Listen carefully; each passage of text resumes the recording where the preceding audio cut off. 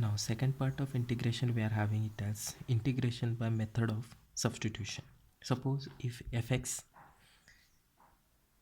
is the given function and we have to integrate this function with respect to dx, and which is not possible by direct method, then what we are doing, whatever x is there, that we are replacing, or by substituting that x ka value as t, we can differentiate this function.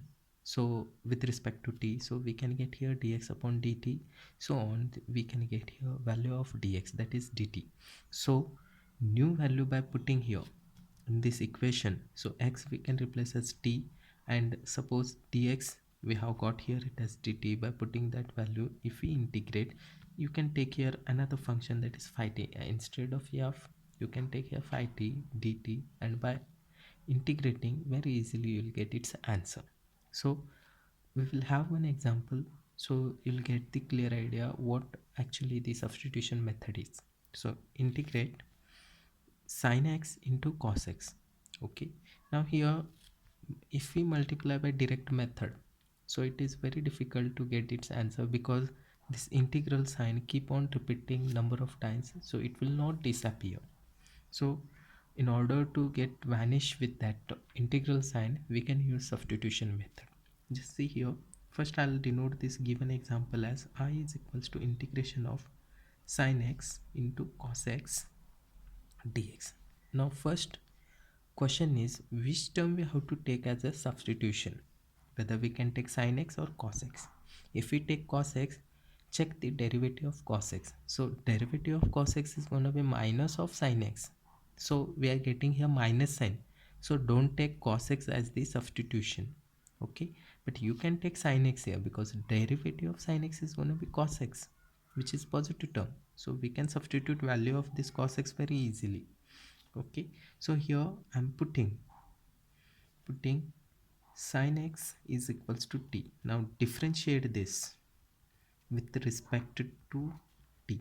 Now we are differentiating this function with respect to t, that is the new variable substitution. Okay, not with respect to x. So integration of sin x is going to be, it is cos x, and inner derivative of x with respect to t, it is going to be dx upon dt, and derivative of t with respect to t, it is going to be 1. Okay, now I don't want this dt over here, so I can transfer to the other side. So here I'm going to get here cos x dx is equals to dt. Okay, so I have got this one, denote this as equation 1. Now I can replace sin x as its value t, and cos x dx value we have got here it as dt. So replace these two values. So from 1 we have, that is I is equals to integration sin x is t and cos x dx. See here, cos x dx is dt. It is in its standard form, so you can very easily integrate this.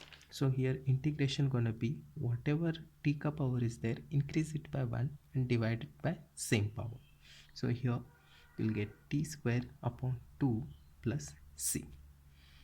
Okay, now we have to replace this value of t. So t ka value is here sin x, so we can replace it by its original value, that is sin x, but square is there, that square I can write here, and this upon t plus c, which is the required answer by substitution method.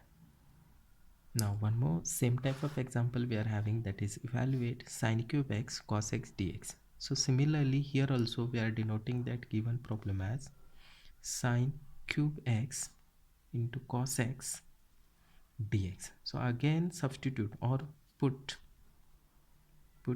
similarly, again you're not going to take cos x, only sin x, but without power. Remember, we are taking this substitution without power, so here you'll get sin x is equals to t. Now differentiate this with respect to t.